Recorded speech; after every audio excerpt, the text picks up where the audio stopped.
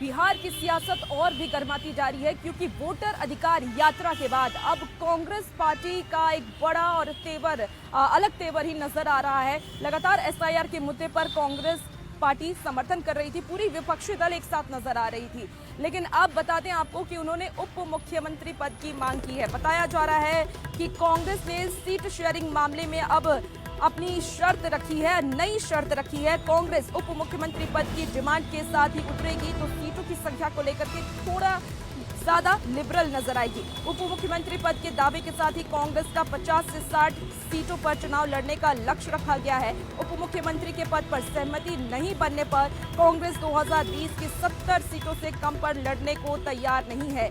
तो इस बार कांग्रेस पार्टी पूरी लिबरल इसलिए नजर आ रही है क्योंकि कांग्रेस पार्टी का ये मानना है कि उप मुख्यमंत्री का जो पद है वो हमारे पास होना चाहिए। ज्यादा जानकारी के साथ न्यूज 18 संवाददाता संजय इस वक्त सीधे हमारे साथ फोन लाइन पर जुड़ गए हैं।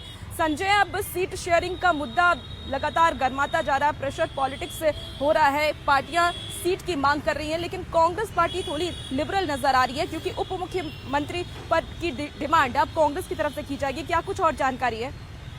देखिए, निश्चित तौर पर जिस तरीके से अभी सीट शेयरिंग का मसला जो है वो हल भी नहीं हुआ है, लेकिन इस बीच महागठबंधन के अंदर खींचतान जो है वो लगातार चल रहा है। एक बड़ी बात ये सामने आई है कि कांग्रेस ने ये तय कर लिया है, जिस तरीके से वोटर अधिकार यात्रा में कांग्रेस ने बिहार में अपनी उपस्थिति दर्ज कराई है, उसके बाद बॉडी लैंग्वेज भी बदला हुआ है और अब कांग्रेस ने ये तय कर लिया है कि अगर डिप्टी सीएम का पद महागठबंधन की तरफ से ऑफर किया जाता है, उस पर सहमति हो जाती है, तो जो सीट नंबर ऑफ सीट्स है उसको लेकर कांग्रेस थोड़ा लिबरल होगी और 50 से 60 सीट इस पर कांग्रेस मान सकती है। और अगर डिप्टी सीएम, जैसा कि आपको पता है, वीआईपी के जो नेता है मुकेश सहनी, वो भी पहले ही अपने को डिप्टी सीएम घोषित कर चुके हैं।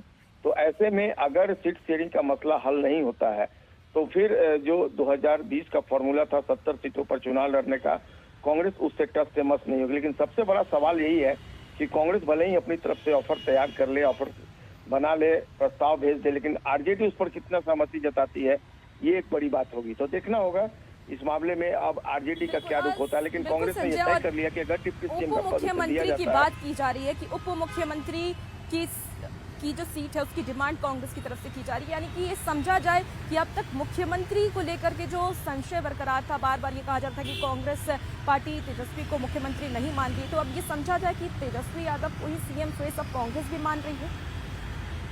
जी बिल्कुल, देखिए जो महागठबंधन की राजनीति है वो साफ तौर पर यही दर्शा रही है। इस तरफ जहां आरजेडी के नेता लगातार डिप्टी सीएम के तौर पर तेजस्वी को प्रोजेक्ट कर रहे हैं, कांग्रेस का कोई भी बड़ा नेता इस बात को मानने को तैयार नहीं है कि तेजस्वी यादव ही सीएम होंगे।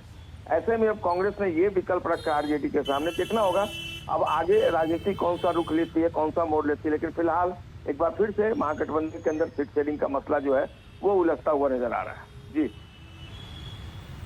संजय, तेजस्वी जब सार्वजनिक मंचों पर जाते हैं तो कह रहे हैं कि आप हमारे चेहरे पर ही वोट कीजिए, किसी और चेहरा को देखना नहीं चाहते हैं। क्या लग रहा है कि ऐसे में डिप्टी सीएम की भी अगर एडजस्टमेंट करने की कवायद और कांग्रेस की तरफ से हो रही तो करेंगे? मुकेश सहनी अलग अपना राग अलाप रहे हैं। जी बिल्कुल, देखिए प्रेशर पॉलिटिक्स शायद इसको आप कह सकते हैं।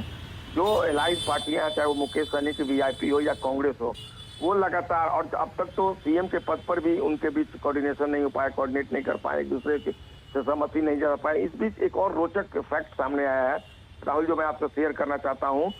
13 सितंबर की ये बात है, औरंगाबाद में जो कांग्रेस के प्रदेश अध्यक्ष आरजेडी के प्रवक्ता मृत्युंजय तिवारी जी भी हमारे साथ जुड़े हैं।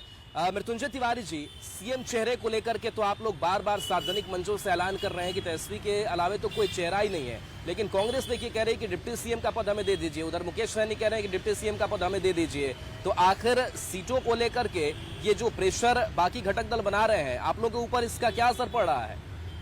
नहीं, प्रेशर का कहाँ सवाल है, वहाँ भी दो डिप्टी सीएम तो भाजपा की तरफ से है। कौन डिप्टी सीएम होगा, 2 होगा, 4 होगा, अभी 2 डिप्टी सीएम बनाएंगे क्या? ये कांग्रेस को भी एक मुकेश सहनी को भी। देखिए क्यों नहीं हो सकते, ये 2 डिप्टी सीएम, ये 4 भी हो सकते हैं। ये तो श्री तेजस्वी यादव जी ने लगातार कहा है कि ये डिप्टी सीएम की बात जहाँ तक है वो सब मिल बैठ करके तय कर लेंगे, सिर्फ नेतृत्व के लोग 1 होंगे, 2 होंगे, 4 होंगे। तो ये तो हमारे यहाँ डिप्टी सीएम को लेकर के या किसी भी तरह का कोई विवाद नहीं है, कोई सिर फुटबल नहीं है। वहाँ तो देखिए ना, आज आदरणीय मांझी जी कल कह रहे थे 100 सीटों पर लड़ेंगे, एलजेपी आज श्री चिराग पासवान जी को मुख्यमंत्री का उम्मीदवार बनाकर पोस्टर लगा रही है। यहाँ ऐसा कुछ नहीं है और आप सूत्रों के हवाले से खबर दे रहे हैं। लेकिन वहाँ आप लोगों में भी तो ऐसा ही हो रहा है। सीपीआई कह रही कि भैया 40 से 45 सीटें हमें दे दीजिए, 200 पे आप लोग लड़ लीजिए, 43 सीटें तो कम से कम हमारे हाथ आने दीजिए। वही बात तो इधर भी हो रही है। ऐसा है कि हमारे पास जो 2020 में चुनाव महागठबंधन में लड़ा गया था और उसमें एक दल वीआईपी शामिल हुई है, तो मिल बैठ करके सब और चलिए आपके पास आएंगे आपके पास। देखिए इस बीच बड़ी खबर सामने आ रही कि बिहार में आरजेडी कांग्रेस के बीच जो खटपट है वो शुरू हो गई है। कांग्रेस के सम्मेलन में आरजेडी के नेता नहीं पहुंचे। मृत्युंजय जी आपके पास आएंगे, बड़ी खबर है। राजेश राम ने आमंत्रण भेजा था लेकिन आरजेडी के नेता इस कांग्रेस के सम्मेलन में नहीं पहुंचे। बात क्या है ये जानना जरूरी है। औरंगाबाद के कुटुंबा में सम्मेलन था, आरजेडी नेताओं के नहीं पहुंचने से नाराजगी भी कांग्रेस में देखने को मिल रही। तो देखिए जो उठापटक है वो कांग्रेस और आरजेडी के बीच शुरू हो गई है और शुरू क्या हो गई ये काफी दिनों से चल भी रहा है, ना सीटों पर समन्वय हो पा रहा है। और मृत्युंजय तिवारी जी इस खबर को सुन भी रहे होंगे। मृत्युंजय तिवारी जी आप ही की प्रतिक्रिया जानना चाहेंगे, आखिर कांग्रेस के सम्मेलन में आप लोगों के नेता क्यों नहीं पहुंचे? जिससे एकजुटता की बात आप लोग करते हैं वो बिखरी हुई क्यों है? हर पार्टी का अपना अपना कार्यक्रम होता है। हम गठबंधन में हैं लेकिन दल अलग अलग हैं। हर पार्टी का अपना कार्यक्रम होता है, कोई जरूरी नहीं कि उसमें सभी महागठबंधन दल शामिल हों। अभी कम्युनिस्ट पार्टी का भी हुआ था सम्मेलन। तो ये तो हमारा जब पूरा गठबंधन का कार्यक्रम होता है तो सब लोग उसमें रहते हैं। अभी वोटर अधिकार यात्रा में आपने देखा सब लोग साथ थे। तो हमारे यहाँ कोई अगर डिप्टी सीएम या लेकिन ये राजेश राम का आमंत्रण था, कांग्रेस का आमंत्रण था, बिहार कांग्रेस नेतृत्व का आमंत्रण था, लेकिन उसको आप लोग ठुकरा रहे हैं। आखिर वो लोग नाराजगी भी तो जता रहे हैं, कह रहे हैं कि अगर वो नहीं आए तो हम इससे हम नाराज हैं। ठुकराने का कहाँ सवाल है? हमारे सहयोगी दल हैं कांग्रेस पार्टी, हम लोग के बीच में हाथ और गले नहीं दिल मिला हुआ है।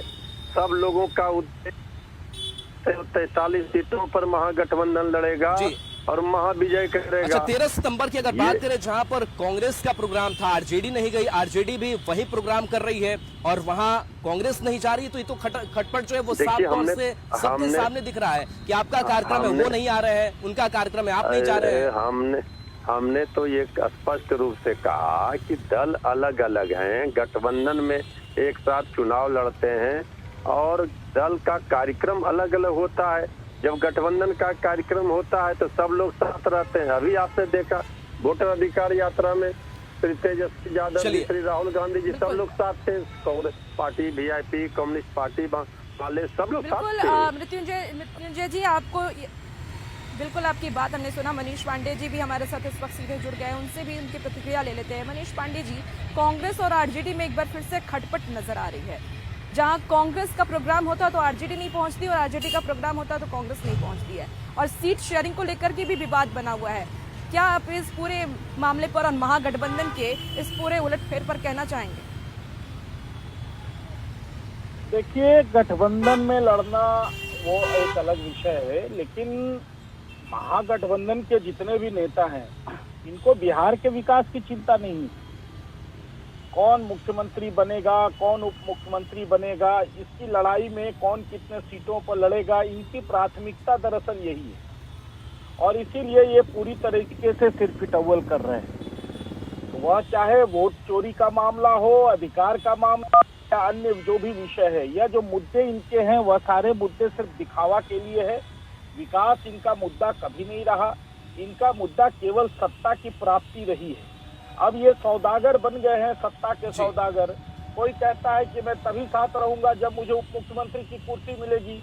चलो बिल्कुल, तो खटपट जो है वो साफ तौर से दिखाई महागठबंधन के अंदर देखने को मिल रही है। मनीष पांडे जी बहुत बहुत शुक्रिया, मृत्युंजय तिवारी जी आपका भी बहुत बहुत शुक्रिया। लेकिन एक पटना से एक और